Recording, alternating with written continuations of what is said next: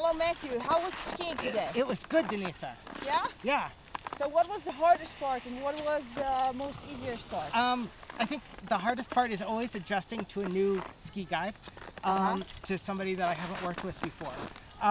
The easy part was remembering, how to ski, even though it's been 4 years since I skied last. So you could say this was a great new, though old experience for you? Yes. Like yes. kind of reconnecting with old good experiences? Exactly. Yep. Are you looking forward for skiing in the United States again, now that you have skied in Austria? Absolutely.